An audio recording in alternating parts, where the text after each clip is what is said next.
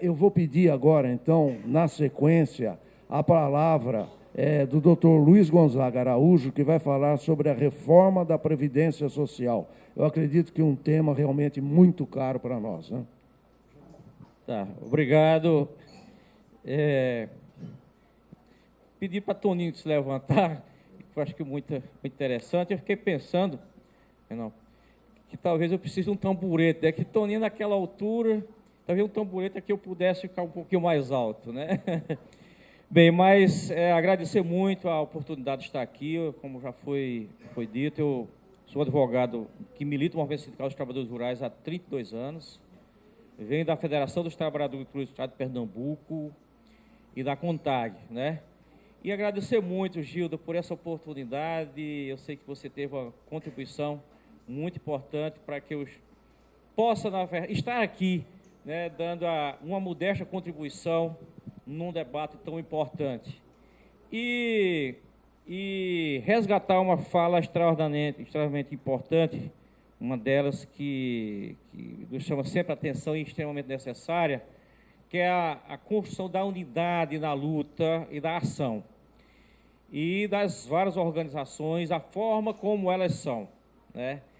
E dizer que nós tivemos um tema importante, né, Gil, um partido importante que diz na década de 70, é preciso que haja unidade do campo e da cidade. Então, essa unidade do campo e da cidade era extremamente importante, sempre foi, e hoje, mais do que nunca, essa unidade na luta, ela é fundamental para que a gente possa, na verdade, alcançar os reais objetivos, que é, no mínimo, garantir os direitos que foram conquistados ao longo das nossas lutas, né? E a Maruja, o Carreiro, que a gente tem se encontrado no Conselho Nacional de Saúde, eu fui do Conselho, assessorei o Conselho, por aí afora. E eu abro aqui o nosso diálogo, trazendo uma referência a um dos mais importantes educadores do planeta, que se chama Paulo Freire. Eu peguei um pedacinho do que ele escreveu, que diz assim: desrespeitando os fracos, enganando os incautos, ofendendo a vida, explorando os outros, discriminando os índios, o negro, a mulher. Não estarei ajudando os meus filhos a ser sérios, justos e amorosos da vida e dos outros. Então, me parece que o que está colocado aqui tem tudo a ver com o que nós estamos vivendo hoje, vivendo na atualidade.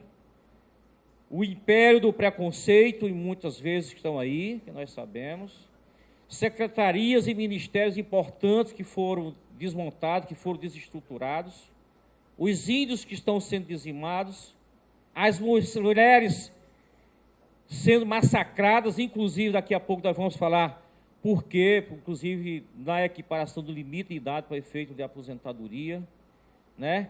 E mais, me parece, Toninho poderá aprofundar um pouco mais, que é o grande especialista nessa área, né? De que há também nessa PEC 241 uma forte retirada, que já é uma previsão constitucional quando nós discutimos na época da Constituinte, redução de receitas orçamentárias no sentido da regionalização, do fortalecimento da região Norte e Nordeste e Centro-Oeste, do ponto de vista econômico, desenvolvimento regional, que é um dos primados da nossa Constituição Federal também. Então, partindo dessa premissa, o que foi que nós construímos, o que foi que nós desenhamos e colocamos na Constituição Federal de 1988, né? Que nós sabemos que vem de um movimento importante que eu não participei, mas certamente algumas pessoas que estão aqui, mesmo que não tenham participado, mas sabemos quão importante foi a reforma sanitária. A reforma sanitária, ela foi um dos grandes expoentes, uma das grandes forças que nós tivemos, no sentido de nós termos um dos elementos mais importantes como patrimônio do povo brasileiro, que é a Seguridade Social. E a Seguridade Social, ela foi conquistada com muita luta, a partir, sobretudo, da 8ª Conferência Nacional de Saúde que aconteceu em 1986. Então, essa baliza da construção da unidade da Seguridade Social com orçamento único se forjou, e esse orçamento único, separado do orçamento fiscal, também está em jogo hoje. Quer dizer, hoje, e já vem acontecendo desde a desvinculação da Receita da União, lá em 94, com a emenda revisional e assim por diante. Então, qual é o princípio da Constituição que nós temos que preservar? Nesses 28 anos de governo, é o princípio da liberdade, da luta, de conquistas e de aprendizagem, sobretudo, de resistência. E o que nós estamos colocando aqui, um encontro como esse, está muito ligado, tem tudo a ver com a resistência, com a nossa luta, e isso que nós aprendemos ao longo da nossa caminhada. Tanto é o seguinte, por que é que nós estamos falando aqui e vem a cantilena do governo o tempo todo? Não, do jeito que está, não dá para continuar. O rombo da Previdência Social, o buraco chega a mais de 85 bilhões de reais, mas já estão dizendo que ultrapassa a mais de 160 bilhões de reais. Tá certo? E tomando aqui uma conversa, nem foi uma conversa, o ex-presidente Sarney disse no dia 27 de julho de 1988, que se os trabalhadores rurais se passasse ainda, se fosse incluído na Constituição Federal, os direitos que estavam sendo previstos na Seguridade Social e, sobretudo, na Previdência Social, ele disse, numa cadeia de rádio e televisão, que se os constituintes da época se arvorasse na tentativa de criar o sistema da Seguridade Social, está dito, o Brasil ia quebrar. Tá certo? O Brasil ia quebrar e mais, que iria faltar dinheiro para comprar pão e leite para distribuir com as pessoas pobres. Então, e nós estamos escutando novamente, já faz um certo tempo, de que se continuar a Previdência Social como está, o Brasil, o pessoal não está dizendo que o Brasil vai quebrar, não é a mesma frase, mas está dizendo que a Previdência vai quebrar e que daqui a pouco, e o que Toninho falou aqui, as pessoas vão precisar trabalhar 50, 60 anos para se aposentar. Tá certo? Eu fico pensando assim, Marujo, eu comecei trabalhando no Cabo da Enxada com 8, 9, 10 anos de idade. Tá certo? Eu fui para a escola, porque o doutor Silvio Rafael me conhecendo trabalhando na emergência 1970, aqui no Pajeú, perto do Darcy Monteiro, na Paraíba. Tá certo? Então, eu tenho 64 anos, vou completar agora no mês de dezembro. Então, faz no mínimo 55 e poucos anos que eu trabalho. Tá certo? Eu não consegui me aposentar ainda, porque eu fui ter minha carteira de trabalho assinada com quase 30 anos de idade. Gilda e eu nos encontramos num grande debate que nós orgulhamos dele, que é o combate ao trabalho infantil. Gilda, Pascoal e assim por diante. Então, na verdade, hoje que a idade mínima para o ingresso do trabalho só se autoriza a partir dos 16 anos de idade, essa meninada, essa moçada que está aí, começa a trabalhar aos 16 anos e realmente vai lá para os 50 anos, Toninho, infelizmente, essa é a realidade. Agora, o filho de classe média alta, que se forma em Direito na USP, na Federal, não sei aonde, por aí afora, vai começar a trabalhar com uns 25, 28 anos e se aposentar aí como tem outras formas, e como juiz, promotores e de outras atividades. Então, esse debate é extremamente necessário, porque é assim que eles têm que se dar. Os princípios e objetivos da proteção social, nós já conhecemos, que estão previstos na Constituição Federal, e esses princípios, que é a universalidade, a uniformidade, a seletividade, redutibilidade dos benefícios, equidade na forma de participação no custeio, diversidade de função, tudo isso está em jogo. E e a reforma que a gente vê, né, que está para ser encaminhada ao Congresso Nacional, certamente deve ser muito parecida com a reforma que o governo Fernando Henrique Cardoso encaminhou lá em 97. Né, nós acompanhamos, Gilda na época estava na CUT, o Renan, o Pascoal, né, nós acompanhamos todo esse debate naquela época, o Vicentinho era o presidente da CUT, o Michel Temer não era o relator, né, o relator era o parlamentar, do Amazonas, depois passou o Inocêncio Oliveira, Luiz Eduardo Magalhães, e o último deles foi exatamente o Michel Temer. Né? O Michel Temer foi, na verdade, era o presidente da Câmara, enfim, ele foi quem projetou todo aquele manejo da reforma previdenciária de 98, que, na verdade, não era a reforma que o PSDB queria. O PSDB queria uma reforma muito maior, e Toninho sabe, né, que o André Lara Rezende era o encarregado de pensar uma estrutura, uma modificação estruturante na reforma previdenciária no modelo chileno, tá certo? No modelo do Estado mínimo. E é isso que está em andamento hoje. É o Estado mínimo em andamento, a privatização do sistema, né? Do sistema. Então, esse é um problema grave que a gente precisa enfrentar. A privatização está aí novamente, inclusive do sistema previdenciário. Né? Então, para ir discorrendo algumas coisas, a desvinculação desvinculação das receitas, né? A chamada DRU, ela é de uma perversidade muito grande, né? E que até agora, dia 7, eu acho que foi até o dia 7, né, Toninho, a desvinculação era de 20%. A promulgação da emenda constitucional 93 se deu agora, acho, dia 8, né? Então, de onde é que vão sair os 30% da Seguridade Social? Aliás, vão sair exatamente do bolso, vai sair do quilo de carne da vida do trabalhador. Isso que foi colocado aqui é real. O salário mínimo, que inclusive está prevista a modificação dele, a desconstitucionalização, tá certo? Não é o dono do Bradesco, não é o do Itaú quem vai sofrer na pele essa realidade.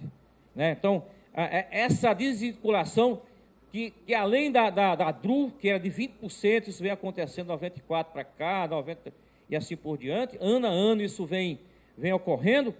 O Delfinete já chegou a propor até muito mais, a propor 40% dessa desvinculação.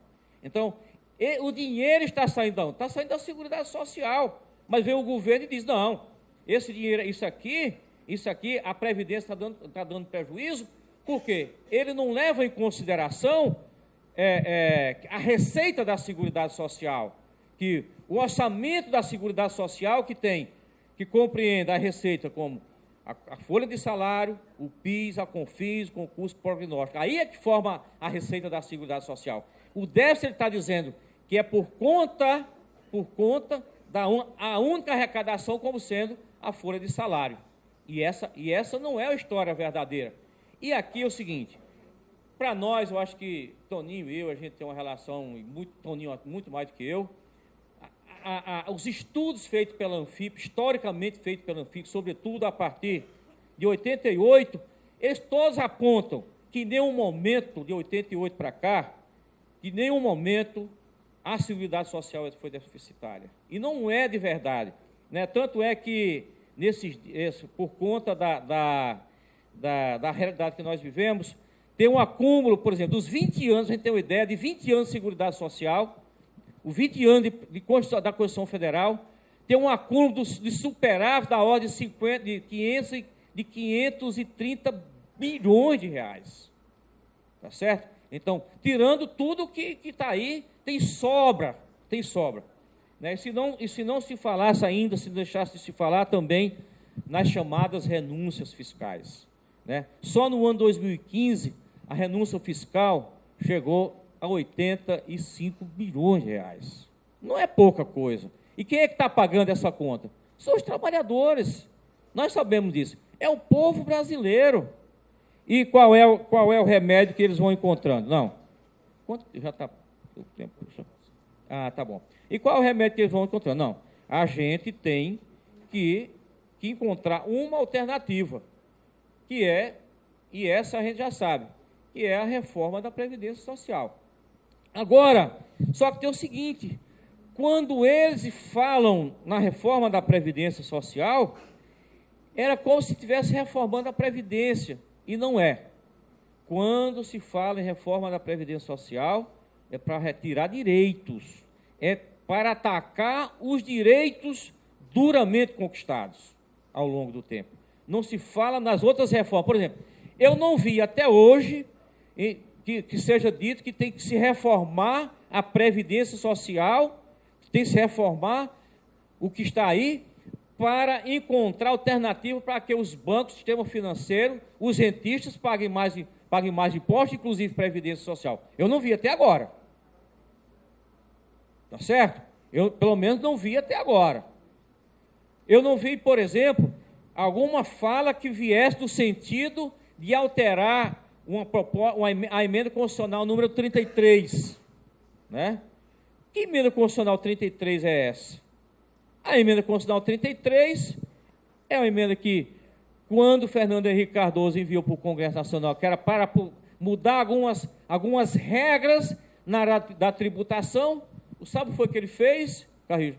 Simplesmente ele disse o seguinte lá, está na emenda constitucional 33, o agronegócio, o produto de exportação não sofre tributação para efeito de contribuição previdenciária.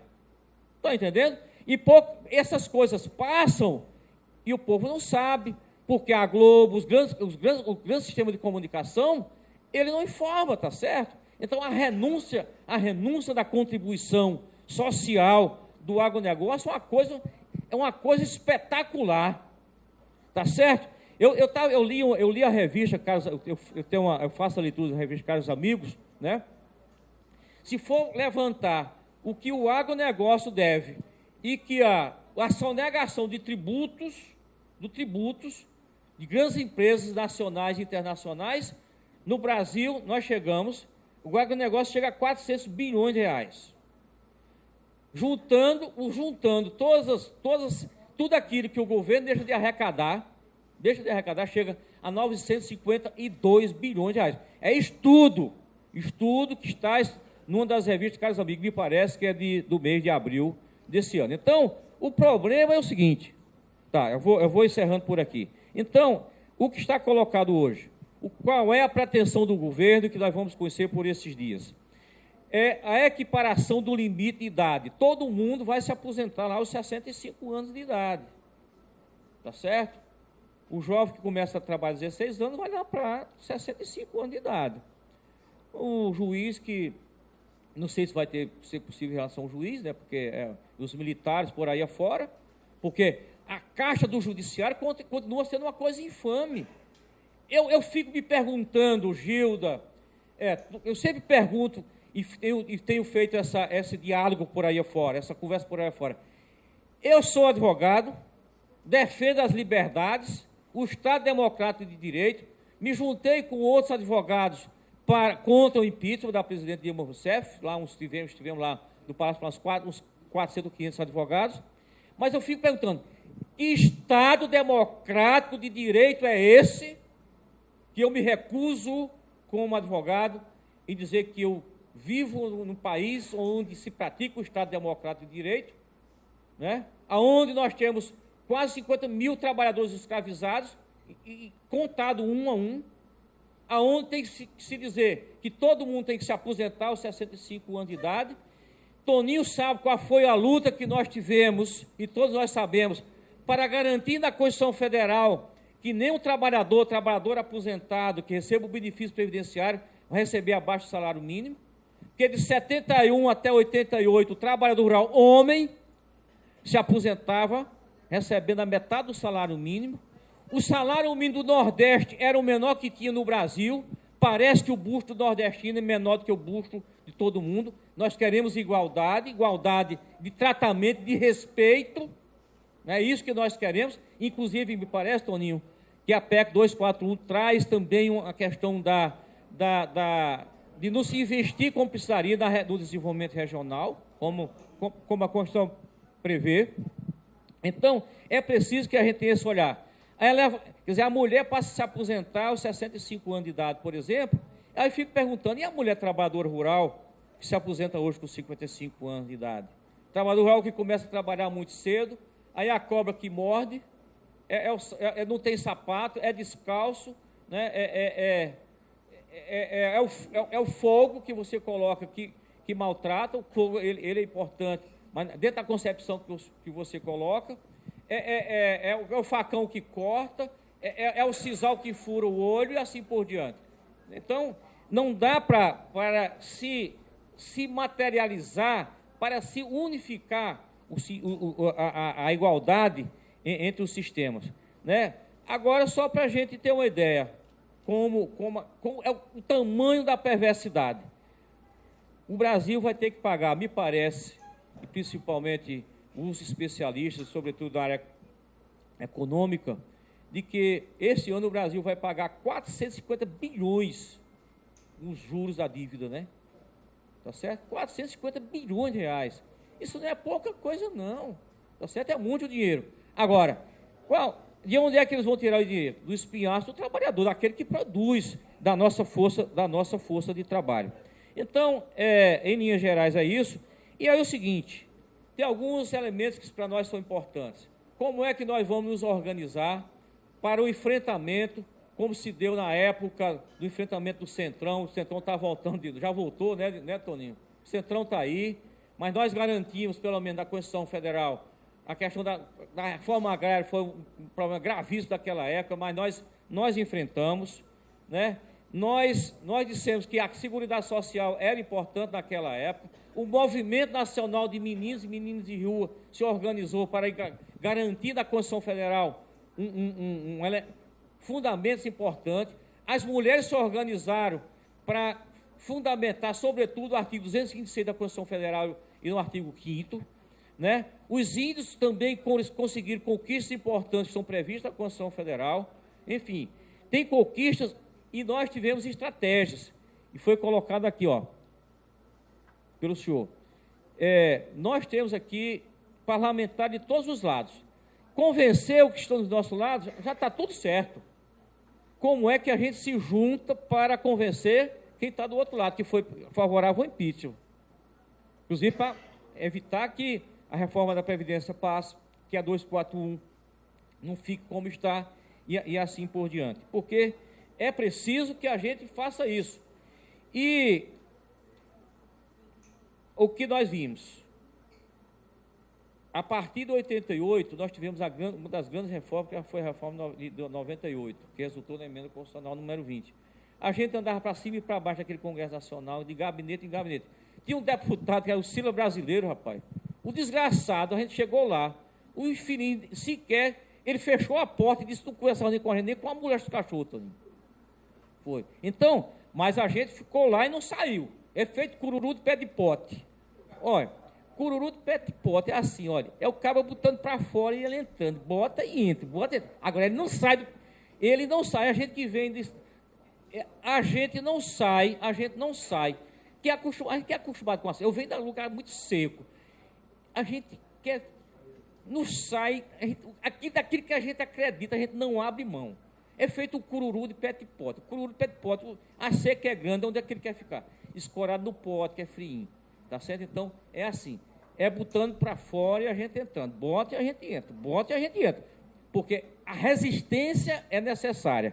Então, veja bem, para finalizar, eu quero agradecer muito, a conversa é rápida, e dizer o seguinte, vamos aprofundar, vamos nos encontrar sempre. E Toninho acompanhou de perto, vem acompanhando de perto, né?